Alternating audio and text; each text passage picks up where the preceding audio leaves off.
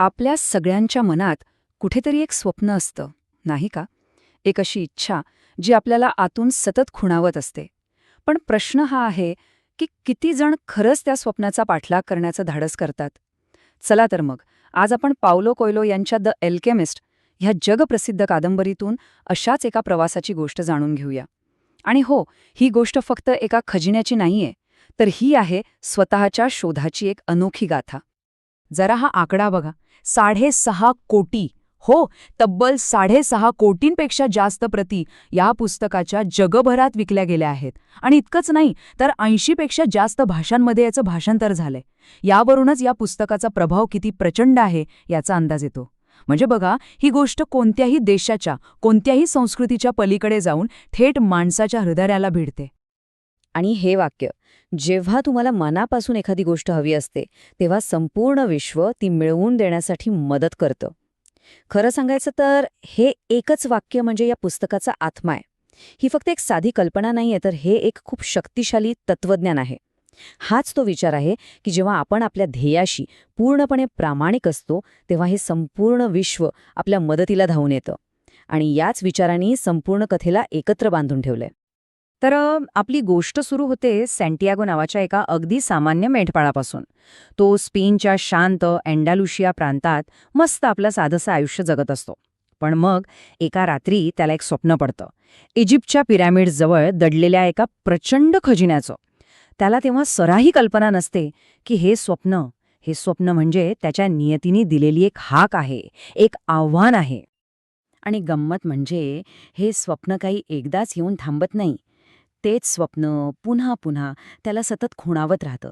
एक लहान मूल त्याला पिरॅमिड्सकडे घेऊन जातंय, पण खजिन्याचं नेमकं ठिकाण दिसण्याआधीच झोप उघडते. हे एक सूचक चिन्ह आहे, नाही का? जणू काही हे विश्वच त्याला सांगतंय की अरे उठ, तुझ्या आरामाच्या आयुष्यातून बाहेर पड, कारण तुझ्यासाठी एक खूप मोठं साहस वाट पाहतंय. आता या स्वप्नामुळे सँटियागो पुरता गोंधळून गेलाय.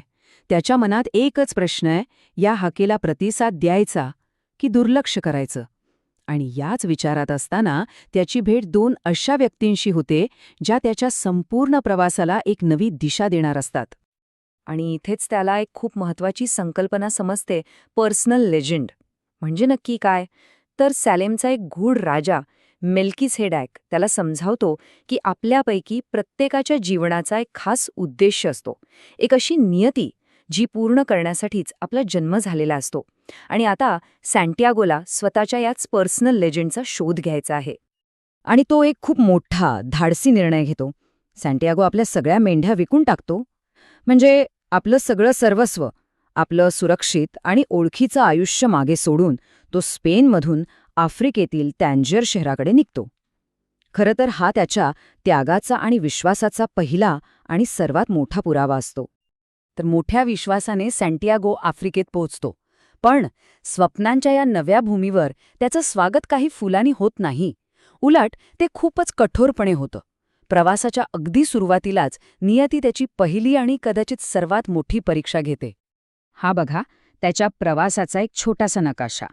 अँडालुसियामधून स्वप्न घेऊन निघालेला सँटियागो टँजियरमध्ये पोहोचतो आणि तिथेच त्याचा मार्ग एकदम खडतर होतो. त्याचे सगळ्याच्या सगळे पैसे चोरले जातात. विचार करा, तो एकटा, हताश आणि एका अनोळख्या देशात अडकतो. इथेच त्याची खरी परीक्षा सुरू होते. पण तो हार मानत नाही. आणि इथे आपल्याला एक खूप सुंदर विरोधाभास बघायला मिळतो. त्याला एक क्रिस्टल विक्रेता भेटतो, ज्याचंही एक स्वप्न आहे मक्केची यात्रा करण्याचं. पण तो धोका पत्करायला आपलं सुरक्षित आयुष्य सोडायला घाबरतो. आणि दुसरीकडे आहे सँटियागो, ज्याने आपलं सर्वस्व गमावलंय, तरीही तो आपल्या स्वप्नांचा पाठलाग करणं सोडत नाही. जवळपास 1 वर्षाच्या मेहनतीनंतर सँटियागो पुन्हा घरी परतण्याइतके पैसे कमवतो. आता त्याच्यासमोर पर्याय असतो, परत जायचा, पण नाही. त्याच्या स्वप्नाची ओढ खूप जास्त प्रबळ होती. त्यामुळे तो पुन्हा एकदा त्या अज्ञात वाटेवर निघतो आणि इजिप्तकडे जाणाऱ्या एका मोठ्या वाळवंटी तांड्यामध्ये सामील होतो. आणि वाळवंटातल्या अल फायूम नावाच्या एका मरुद्यानात त्याला प्रवासातले सगळ्यात महत्त्वाचे धडे मिळतात.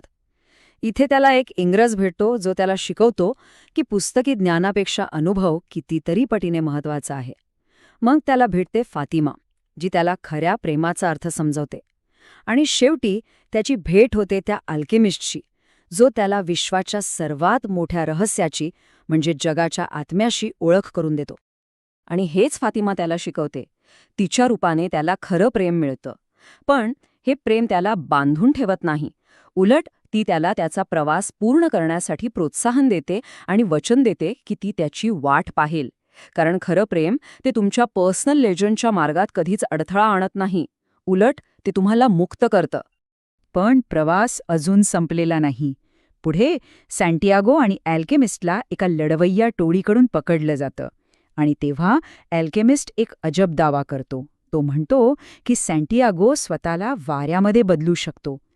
विचार करा, आता सँटियागोच्या अस्तित्वाची आणि त्याच्या विश्वासाची ही अंतिम आणि सगळ्यात कठीण परीक्षा होती. या अशक्य वाटणाऱ्या परीक्षेला सामोरं जाताना सँटियागोच्या आध्यात्मिक प्रवासाचा जणू कळसच गाठला जातो.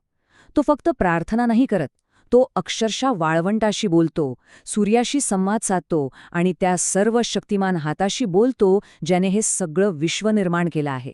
तो निसर्गाच्या शक्तींशी पूर्णपणे एकरूप होतो. आणि मग तो चमत्कार घडतो. तो खरंच वारा बनतो.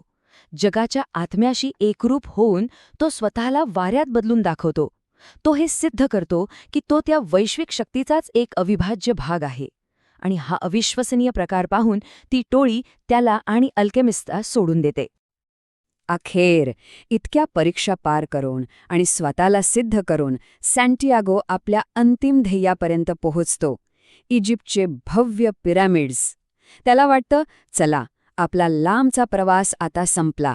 आता आपल्याला आपला खजिना मिळणार. तो पिरॅमिड्सच्या पायथ्याशी खणू लागतो. पण ध्येयाच्या इतक्या जवळ येऊनही नियतीच्या मनात काहीतरी वेगळंच असतं. कारण खजिना मिळण्याऐवजी काही लुटारू त्याला पकडतात, मारहाण करतात आणि त्याचं सोनंही लुटून नेतात. त्याला वाटतं, सगळं संपलं, आपला प्रवास पूर्णपणे अयशस्वी झाला. पण त्याच निराशेच्या क्षणी नियती आपला अखेरचा आणि सगळ्यात मोठा डाव खेळते. ज्या लुटारूंनी त्याला लुटलं होतं, त्यांचा सरदार त्याची खिल्ली उडवताना त्याला स्वतःच्या एका स्वप्नाबद्दल सांगतो. तो म्हणतो, मलाही एकदा स्वप्न पडलं होतं, एका खजिन्याचं, जे स्पेनमधल्या एका पडक्या चर्चमध्ये एका सायकामोर झाडाखाली दडलेलं आहे. विचार करा, हे तेच ठिकाण आहे जिथून सँटियागोने आपला प्रवास सुरू केला होता. आणि हाच या संपूर्ण कथेचा निर्णायक, सगळ्यात महत्त्वाचा मुद्दा आहे. तो भौतिक खजिना. तो तर सुरुवातीपासूनच त्याच्या घरीच होता. पण तो कुठे आहे हे समजून घेण्यासाठी आणि ते मिळवण्यासाठी लागणारं शहाणपण, अनुभव आणि दृष्टी मिळवण्यासाठी हा संपूर्ण प्रवास करणं खूप गरजेचं होतं. खरं तर तो प्रवासच त्याचा खरा खजिना होता. तर मग ह्या अद्भुत कथेतून आपण नक्की काय शिकतो?